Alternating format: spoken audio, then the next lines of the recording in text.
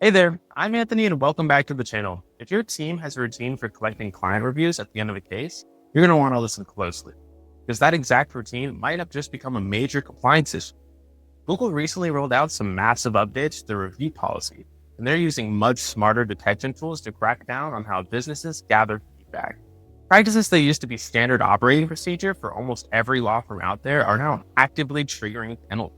And for an estate planning or other law firm, getting on Google's bad side is a nightmare. They aren't just filtering out individual reviews anymore, they are actually pausing profiles and slapping public warning banners onto business listings. Today, we are breaking down exactly what changed and how to protect your firm's local reputation. The first big change is that Google is really cracking down on asking clients for reviews while they're still sitting in your office. We see this all the time. A client finishes their signing meeting, they're incredibly happy, and a paralegal hands them an office tablet or points to a QR code at the front of the desk to catch them in the moment. Under the new rules, that has to stop. Google's system looks at location data and IP addresses. If a steady stream of reviews is coming from your office Wi-Fi or at the exact same shared office device, Google flags it as an unnatural environment. The safer, much better approach is to let the client leave and send them a text or email follow-up later that day. Give them the space to do it on their own phone and on their own time. The second area Google is targeting is content direction, basically telling clients what to say. The new policy explicitly prohibits asking clients to include specific phrases or to name drop certain staff members.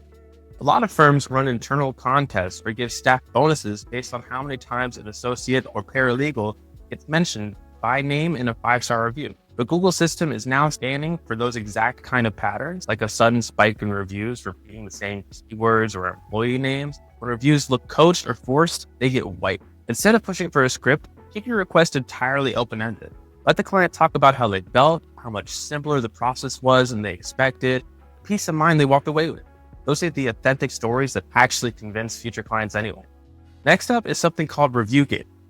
And while this has technically been against the rules for a while, Google is getting much stricter about enforcing it. Review gating is when a firm uses a software system to pre-screen a client's experience. The system sends an email asking, how did we do? If the client clicks 5 stars, it sends them straight to Google. If they click 1 or 2 stars, it routes them to a private feedback form. This kind of cherry picking is a major violation. Your review links have to be sent to everyone equally, regardless of how happy you think they are.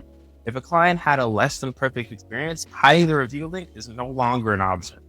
You need to see that feedback anyway, so you can fix the internal issues before they turn into bigger operational problems down the road. It probably goes without saying, but incentives are still a hard no. You cannot offer a gift card, a discount for your services, or an entry into a raffle in exchange for a review. Your reviews have to be earned, not bought.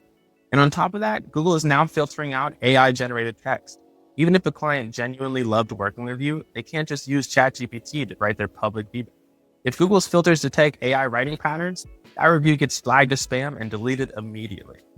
Now, because you have to open the floor to everyone, law firms occasionally run into the unique headache getting a 1-star review from an opposing party, a disgruntled family member, or someone you never even represented.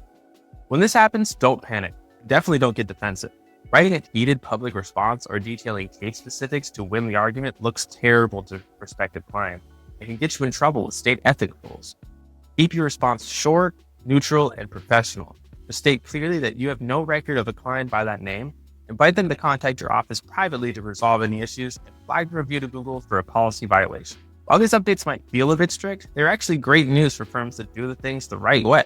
When Google clears out the fake or forced filtered reviews, the firms that rely on real, authentic client experiences are the ones that stand out. If you want to make sure your intake, follow-up, and review collection processes are fully optimized and running smoothly, we are here to help. At Bambiz, we specialize in helping elder law and estate planning firms maintain a consistent pipeline, ensuring your marketing stays organized and effective even when platform rules change.